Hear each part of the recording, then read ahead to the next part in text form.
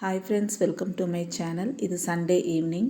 Sunday கூட எனக்கு duty இருந்தது ஃப்ரெண்ட்ஸ். ஸோ டியூட்டி முடியறதுக்கு 6:30 ஆயிடுச்சு.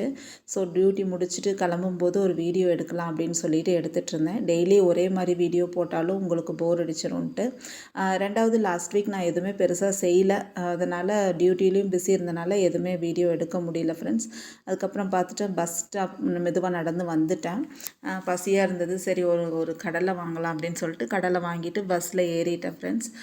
எங்கள் வீட்டுக்கு போகிறதுக்கு கரெக்டாக 45 மினிட்ஸ் ஆகும் டவுன் பஸ்ஸில். சரின்ட்டு அதனால் பஸ்ஸில் ஏறி உட்காந்தாச்சு. ஃப்ரெண்ட்ஸ். நம்மளுக்கு தான் ஃப்ரீ பஸ் ஆச்சே, ஃப்ரீயாக டிக்கெட்டையும் வாங்கியாச்சு.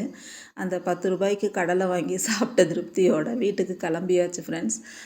கரெக்டாக 45 மினிட்ஸ் ஆகிடுச்சு. வீட்டுக்கும் வந்தாச்சு ஃப்ரெண்ட்ஸ். ப்ராப்பராக டெய்லி வீடியோ போட முடியலனாலும் இந்த மாதிரி ஏதாவது ஒரு சின்ன சின்ன விலாக், சின்ன என் லைஃப்பில் நடக்கிறது உங்களுக்கு தினம் ஒரு வீடியோவாக போடுறேன். அதுக்கப்புறம் பார்த்திங்கன்னா வீட்டுக்கு வந்தாச்சு. வரும்போதே முட்டை, பால் இதெல்லாம் கொஞ்சம் வாங்கிட்டு வந்தேன். ஸோ அதை அப்படியே கொண்டு வந்து உள்ளே வச்சுட்டு அதுக்கப்புறமா ரெஃப்ரெஷ் ஆகிட்டு வரலாம் அப்படின்னு சொல்லிட்டு வந்துட்டேன். பேகு கூட கழட்டாமல் நடந்துகிட்ருக்கேன். அப்புறம் பார்த்திங்கன்னா ரெஃப்ரெஷ் பண்ணிவிட்டு வந்தாச்சு. வீடு பார்த்திங்கன்னா இப்படி தான் இருக்குது. ஒரு ஆப்பிள் இருக்குது, அது கூட என் பையன் சாப்பிடாமல் அப்படியே வச்சிட்ருந்தான். அவனுக்கு எல்லாமே எடுத்து கையில் கொடுக்கணும், அப்படி தான் சாப்பிடுவான்.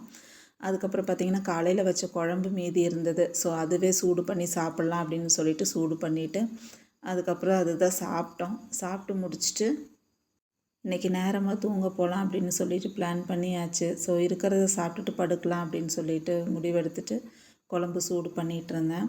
அதுக்கப்புறம் சாப்பிட்டு முடிச்சதுக்கப்புறம் எப்பவும் போல் ஒரு டீ அது குடித்தா தான் கொஞ்சம் ரெஃப்ரெஷ்ஷாக இருக்கும். அதுக்கப்புறம் 9 o'clock சரி தூங்க போகலாம் அப்படின்னு தூங்க போயாச்சு ஃப்ரெண்ட்ஸ். தேங்க்ஸ் ஃபார் வாட்சிங்.